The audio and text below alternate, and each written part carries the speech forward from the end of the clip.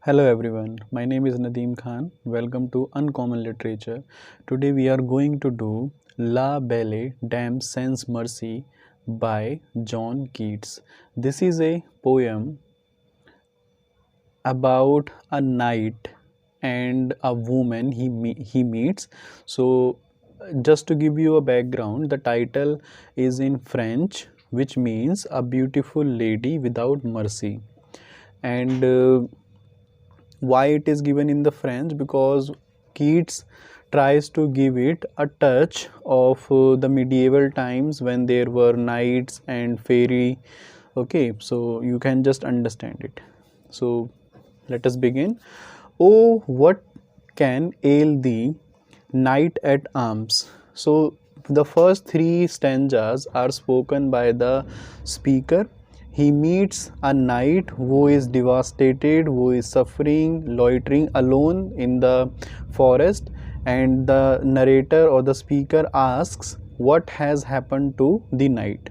So the first three stanzas are about the knight's well-being, that what has happened to him. So he asks, what can ail thee? So what is your problem? Knight at arms, alone and palely loitering. So you are here alone and you are suffering alone. The sedge has withered from the lake and no birds sing. So this is a time of winter when there is no grass near the lake and there is no bird singing their songs. So by the season, by the weather of winter, you can understand that in literature, winter symbolizes the harshness, the coldness, the suffering. So you can understand by these two lines. So what can ail thee, knight at arms, so haggard and so woe begone? So again, by the first two lines, the narrator is asking about the condition, what happened to the night, and the last two line will again give us the imagery of winter. The squirrel's granary is full and the harvest is done. So again, these two are the works which are done before the winter. So the squirrel has full her or its granary, and the harvest is also done. I see a lily on thy brow with anguished, moist and fever dew, and on thy cheeks a fading rose fast withereth too. So here he is saying, seeing a lily on thy brow means that you have some paleness on your face, and what is the anguish which you are suffering, you are going through. And he is also thinking that your cheeks are looking like fading rose. So he asks him what is ailing him. So now from this next stanza onwards, we will have the story from knight himself.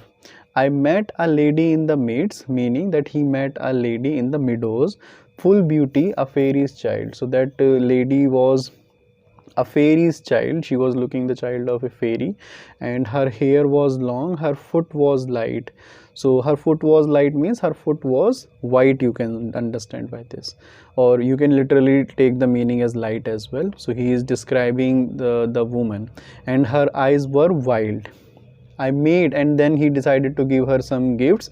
So he gave her some garlands. I made a garland for her head and bracelets too, and fragrant zone. So he made some garlands for her head and some bracelets for her wrists. She looked at me as she did love and made sweet moan. So she looked at the night and she did some love and made some sweet moans. Moans means some kind of sounds. I set her on my pacing steed, meaning that they both rode on the horse and they rode all around, and all day they saw everything whatever they came across, and nothing else saw all day long. For sidelong would she bend and sing a fairy's song. And she was riding with me and she was also singing a fairy's song. She found me roots of relish sweet and honey wild and manna too. By this, he is saying that she gave him some sweet roots and honey and manna dew. It is also a kind of plant or plant-based food. And sure in language strange, she said, I love thee true. So though he could not understand her language, but he could understand that she has said, I love you to him. She took me to her elfin grot.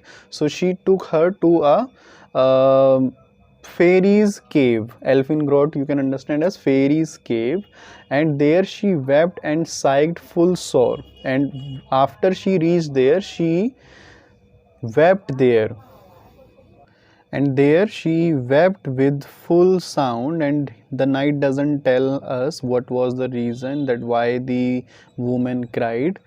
And there I shut her wild eyes with 4 kisses. Okay, so here again he is mentioning her wild eyes by emphasizing that the lady was wild, belonging to jungle, we can call this. And he made her shut by kisses 4. And there she lulled me asleep, and there I dreamt. So after that, the lady made him sleep and he dreamt. And what did he see? That is told to us by his expression, wo betide. This is an expression of fear. The latest dream I ever dreamt on the cold hillside. So he was on the cold hillside, and he is going to tell us what dream he saw. I saw pale kings and princes too. So in his dream he saw the kings and princes, but they were pale. Pale means colorless. Their faces were colorless. Pale warriors, death pale, they were all. So he's saying that they were almost looking like dead. They cried, La Belle Dame Sans Merci, thee hath in thrall. So they have all cried that that lady is without mercy. I saw their starved lips in the gloam, with horrid warning gaped wide. So their lips were starved, and they were all giving them some warning about the lady. Okay, so starved lips, you can say dry, very dry lips they all had. Okay, and I awoke and found me here on the cold hillside. So when the knight woke up, he found himself at this place only. And this is why I sojourn here alone and palely loitering. So he is saying that that is why I am left alone by that fairy, and that is why I am roaming around in this forest alone, and I am suffering.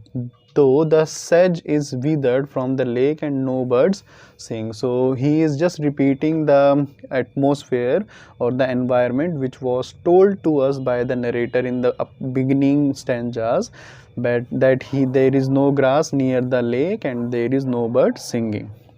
With this, we have come to the end of this poem. If you have any question, you can write me in the chat box. Thank you so much.